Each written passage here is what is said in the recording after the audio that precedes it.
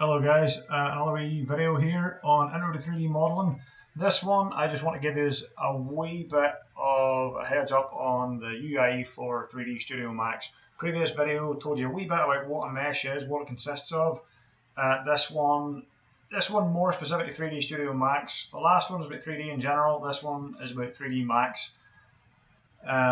So let's just get right over to it. Go to flick over to 3ds Max. This is my wee scene that I've played about with before. I'll try and give you a few decent hotkeys and stuff here and explain what all these different panels and things do. So, main thing that we'll see is these four windows in the middle of your screen, and these are your 3D space. Now the one on the bottom right is what we call your perspective view, and this is you seeing the actual 3D model. The other views are all views from, say, the top, the side, the front, etc.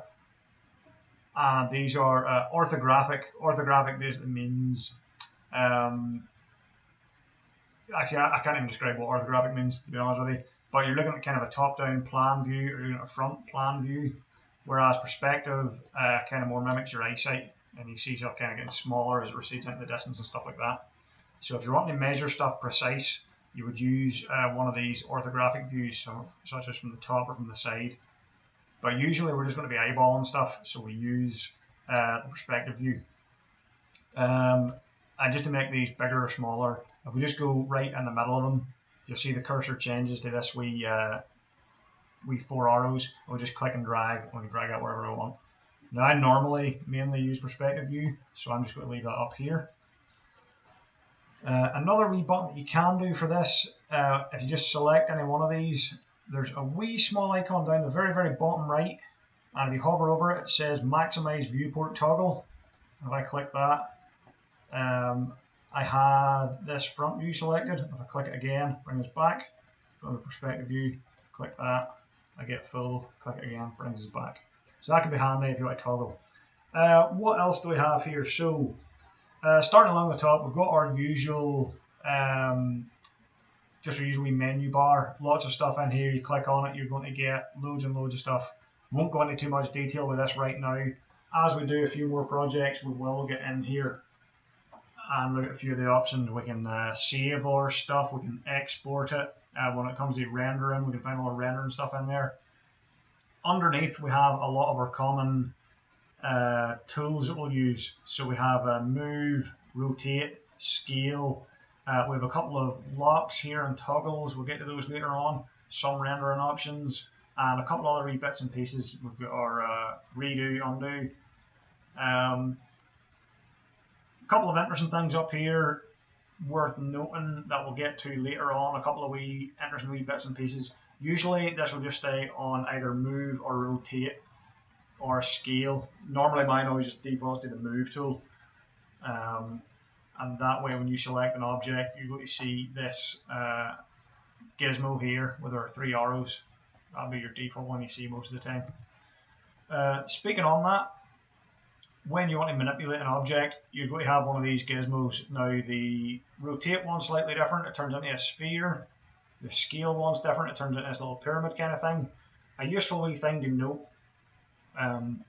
when trying to manipulate these is that they are red, blue and green. Each color goes for a different axis, but when you highlight over one of them, when you hover your mouse over, you might be able to see it here, that axis will turn yellow. So right now I'm hovering over the Z axis, which is normally blue. If I hover over it, it'll turn yellow, and now when I click and drag my mouse, that object will only move in that axis. That can be really useful when we're looking at stuff in 3D. We want to move it a particular direction. If I know I want to raise something vertically up the way, it can be very easy to grab it and just kind of, instead of moving up the way, move it off at an angle. But from where we're looking, it looks like it's moving up the way. So if you just make sure that when you're hovering over it, only that one axis is highlighted yellow, then you're good to go. Same the x-axis here, if I just highlight over it, it'll turn yellow and highlight over. Now, you'll notice within this there are a couple of wee squares, and these are useful if I want to move along two axes at once. So if I want to move it kind of diagonally along the ground, I will highlight this wee flat square between the X and the Y, and you can see then I can move it.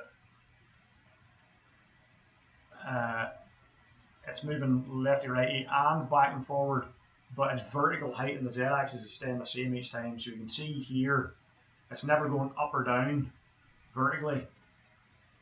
It's just going kind of lefty righty. So just the Z-axis on its own, you can see on our leftmost viewport there, it's going up and down. But if I just choose that wee square in between the two axes, I can move it this way. Each one will have its own wee square. Just select the correct square. If you're moving stuff and it doesn't seem to be moving right, it's probably because you've selected the wrong wee square. But the scale and the rotate work similarly. If you just grab it at random, you're going to rotate this in all angles, which is generally what you won't want to do. But if you highlight over it, we should be able to select. Why not let me just select one of these? We should be able to rotate it, yes, just around one of those axes. You can see if I just want to pivot it around the Z-axis, I just choose that wee horizontal circle, click and drag that. Same with the scale. I can scale it in one direction, or I can choose this wee bottom triangle, scale in two directions, or if I hover over it so the entire three axes are kind of selecting this big triangle, then I can scale it up uniformly in all three directions. Really useful to know. Can be a wee bit fiddly at the start. Another wee useful tool, I'll just tell you now because sometimes it freaks people out. Sometimes your wee gizmo will disappear. So you will select stuff and you'll have your move tool selected or your scale tool or whatever, and you'll just see the X, Y, Z, but you can't actually see anything there. The gizmo can disappear. If you want to bring this back, hold Ctrl Shift X, and that'll bring it back. Ctrl Shift X toggles your gizmo on and off. I've never made it a reason to not have the gizmo. Maybe there's some people out there do stuff that they don't use it. I always use the gizmo. I've always had to have it there. If it disappears on you, Ctrl Shift X. Okay, so what else do we have? We'll move down to the right hand side here. Most important thing that you get most familiar with, we have 6 wee tabs here.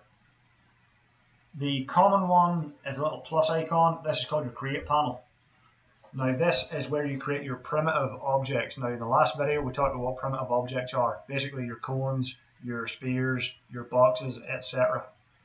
When we convert stuff to editable polys, or if we want to modify these at all, we move over into this second tab, which is called the modify panel. Modify panel, very useful, lets you do 99% of your manipulation of your meshes. So we had already converted this object in editable poly. We get all these different options here. Can do hundreds and hundreds of things. This one is still a primitive object. It hadn't been converted to an editable poly yet. To recap, if you right click, convert to editable poly, that's how you do that. This one hasn't been converted. So our modifier panel, we have far fewer options that we can actually change. Now this is still a primitive, so we can go back at any time and change the number of height segments, the height and the width, etc. Do all that kind of stuff. But after we convert it to an editable poly, we can do a lot more. The rest of these tabs, they are useful, but you will use them less and less. Depending on your speciality, there's some of these you might never even touch at all. Third panel is the hierarchy tab. It has quite a lot of options in here, but there's only a few cases where the average modeler will want to use these. Main thing be for moving the pivot point of your object, which we will talk about in a later video, and we can also reset scales, which again we'll talk about in a later video. That's getting more advanced. After this we have the motion tab, which is where we'll be doing stuff like animation, things like that. What's this one here? This 5th tab, I've literally never even used this. This is a display tab. Plenty of options in there. I've never touched this once in my life, so I'm sure there's useful stuff in there. Maybe we'll cover it in a later video, but for now, for you guys, don't worry about it. Final wee tab here is the utilities tab. There are a couple of useful things in here, but again, more advanced. We'll talk about those when we come to it. Main ones that you guys want to be worrying about for now is panel 1, which is your create panel. where you create your primitives. There's a wee drop down box here with lots of other stuff in here. Extended primitives, we have pre-made doors and windows actually, and stairs, things like that, with fluids, loads of stuff in here. But again, 99% of the time you'll be able to make do just with these basic primitives and start them as the basis of your mesh. And then the second tab, the modify tab, this is where the meat of your modeling will be done between these two tabs, the create and the modify. One useful wee tool in here, the modify panel. Every object that you have can have a name applied to it. Really good to get into the habit of giving your objects names that make sense. When it comes to naming conventions, if you've used Photoshop before, After Effects, if you've worked in a games engine before, it can get really, really annoying if you have 50 objects just called box 1, box 2, box 3, and they're making up like a mesh, like a vehicle or something. You want to give these decent names like wheel, axle, steering wheel, seat, whatever it might be, whatever you've modeled, give them a name to suit. So for example, if I was wanting to turn this into a crate, and I know it looks a bit crappy, it'd be a very terrible crate, but I can just click on this and call it crate. There we go. We can just change the name as we want. So what else do we have? There is, if I select this, there's another very, very useful panel up here called the ribbon. And there's 5 wee sections in here. These have a lot of very, very useful tools in them. Particularly the modeling tab and the freeform tab. There's a couple of things in here that will come in very, very handy. And we'll get into later videos where we're modeling specific objects. I will be using those. This may or may not appear in your window. If you click this little arrow here, what you might be looking at is something more like that. So you'll see modeling, freeform, selection, etc., but they're all hidden away. Just click that wee down arrow, and that will show everything. Takes a wee second to load up on my laptop. Yours might be a bit faster. And if that's not appearing at all, if even that wee white little toggle button isn't appearing, you can make that appear by going to Customize, Show UI, and Show Ribbon. Okay. You can hide the rest of these as well. The command panel, the main toolbar, they can all be hidden. Maybe you might need a bit more space on your screen, but I've never had to turn any of these off at all. The only one that has sometimes appeared or not appeared for me is the ribbon, and it's worth having that up. You can toggle it on and off, but there's a few really, really useful things in there. Last wee thing, down the bottom we have the timeline. Now, when you come to animation, which we'll talk about way, way later on, this is your timeline for your animation. Works similarly to your timeline in After Effects or any other animation software you might have used. And we have a few little options down here for working that timeline. Again, we'll come to that later on. The only other wee useful thing worth noting here is we have X, Y, Z. This is positional data for our currently selected object. If I select off that, it'll just grey out, and all we'll see, those numbers are changing from where my mouse cursor is placed. If I select one of these objects, you will see it has a specified X, Y, Z. And what I can do is, if I move my object, you'll see that those values change. But what I can also do is, if I want to position this box in a specific place, I can manually type it in here. So if I want to zero that, put it in the what's called the origin point. If you look at your grid, you'll see that there's a black line here. And this represents your origin point, which in world space on the 3 axes is 0, 0, 0. Really important placement to know when it comes to your objects is your origin point.